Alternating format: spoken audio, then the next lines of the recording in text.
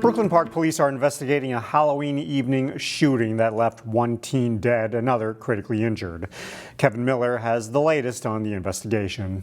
The actual call time was 5:07 p.m., so it was daylight hours. It was well before there was any trick-or-treaters. It was a grisly scene off 73rd and Zane on Halloween. As trick-or-treaters donned their costumes, two teens were shot on the sidewalk. Blood, spray paint, and medical debris still marked the scene. Knowing there was going to be some activity in the neighborhood with trick-or-treaters and stuff, we put every resource that we had into ensuring that the scene was as safe as we could determine it to be at the time. It started around 5 p.m. when police responded to a shooting near Huntington Place Apartments. We have determined their ages were both 16. One teen died on the street. The other, second victim, was critical, to our knowledge is still critical in the hospital, clinging to life. Police think the shooters fled on foot. An extensive search of the area did not lead to any arrests. Police believe the shooters knew the victims. What the relationship was between the victims and the suspects is still unknown. The neighborhood has cooperated, but police are still looking for witnesses. They're now asking for the public's help solving the crime. Please, if you know anything about this, please come forward, call us. We're putting every resource that we have into it, and hopefully we can catch some breaks here soon. In Brooklyn Park, Kevin Miller, CCX News. A Brooklyn Park man is charged with 2 felonies after police say he fired a rifle at his wife outside his apartment complex. Richard Ware is charged with 2 felonies, second-degree assault with a dangerous weapon and intentional discharge of a firearm that endangers safety. According to the criminal complaint, Ware was dressed in black and wearing a ski mask when he fired an AR-15-style rifle early Saturday morning.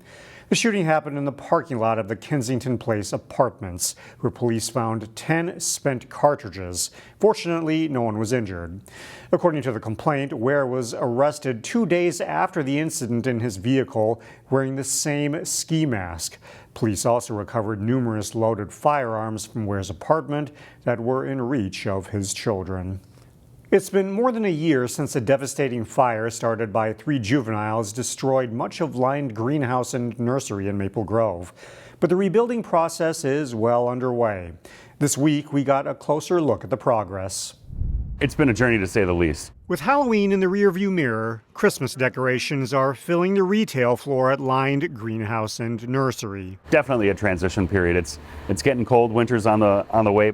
Yet for Derek Lynde, his business is in a transition period in more ways than one. It's a daily grind to get back to where we were now close to 13 months ago. On October 2nd last year, an intentionally set fire destroyed the warehouse, loading dock, and storage area, among other things.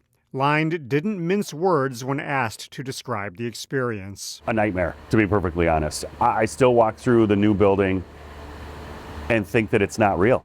Lynde has worked tirelessly over the last 13 months to get this place back to being a functioning greenhouse. The things that a greenhouse needs to be good at, we're trying to figure out on the fly. It's been a stressful process, to say the least, but much of his efforts are finally starting to take shape. This will essentially be kind of a new warehouse-type space for us. They're still months away from having this new warehouse up and running, but heating systems are installed, floors are in place, and there's a roof over their heads, an indicator that there's a proverbial light at the end of a long, bumpy tunnel. If I've made it this far, why turn back now? And the show of support that I've seen, not only from the community, but the employees that are here.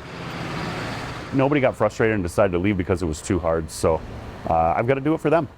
Lynde says he's cautiously optimistic that his staff will be able to move into the new offices and break room in the next couple of months. His hope is that they'll be able to start growing plants in the new space by March or April.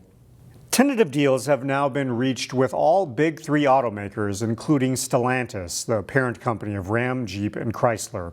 Stellantis has a parts distribution facility in Plymouth where union workers have been on strike since late September. The tentative agreements will provide the biggest pay raises for UAW workers in decades. According to multiple reports and statements provided by the union, the agreements are expected to include a 25% pay increase over the next 4.5 years. The negotiations also lay the groundwork for the future of the big three automakers as they transition into electric vehicles. Representative Cedric Frazier of New Hope commented on the agreement in a statement to CCX News, saying the new contract is a testament to the power of unions to humanize workplaces and ensure that workers have living wages, benefits, and safe working conditions. Redesigning Minnesota's state flag has generated significant interest. According to the commission tasked with the redesign process, more than 2,600 entries were submitted. An exhibit of the current state flag is on display at North Hennepin Community College. The commission's next step is to trim down the submissions to just 5 finalists. The deadline is January 1st before the legislature votes on the new design. Coming up this weekend, a long-standing craft sale that benefits the community. Brooklyn United Methodist Church is holding its 50th annual Fall Bazaar on Saturday. The sale boasts 35 vendors and will feature handmade and commercial products from area vendors. There will also be a spot where people can shop gently used clothes, jewelry, books, and Christmas items. The proceeds will go out back into the community and into the nation as donations for a whole lot of projects. Right, many right here in Brooklyn Center. Some local projects include help for community emergency assistance programs and to some area schools. It goes from 9 in the morning until 3 in the afternoon on November 4th at the church in Brooklyn Center.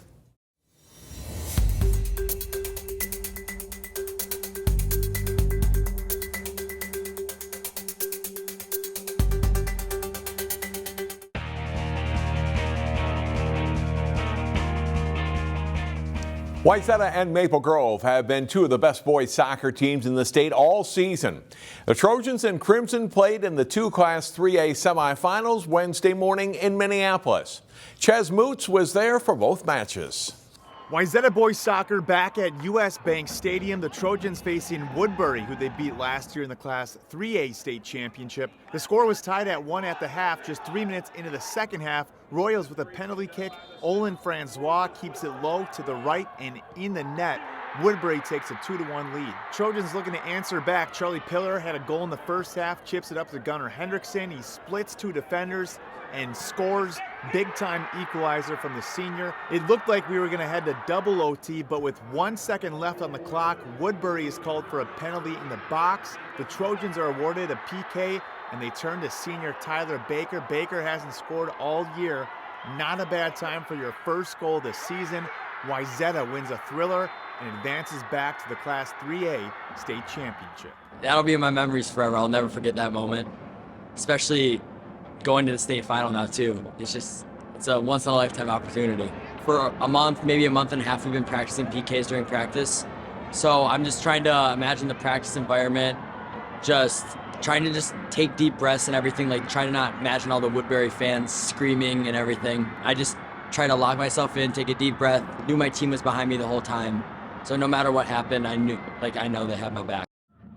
Maple Grove boys soccer hasn't played in a state championship game since 1998, playing Park, who hasn't been to a state title since 1992. Something had to give. Scoreless match up until the 70th minute. Great passing from the Wolfpack leads to an open look for Ayub Muhammad. He pokes it past Beckett Carlson. It's just the 6th goal conceded all year by the Crimson. Just 2.5 minutes left. MG in desperation mode. Ball gets deflected and bounces to Gavin Chabika, who boots in the equalizer in the 78th minute. Never a doubt for the Cardiac Crimson. We'd head to overtime, knotted up at 1 apiece. In OT, Maple Grove with possession. Another bounce goes the Crimson's way. Chabika again, right place at the right time, turn and shoot.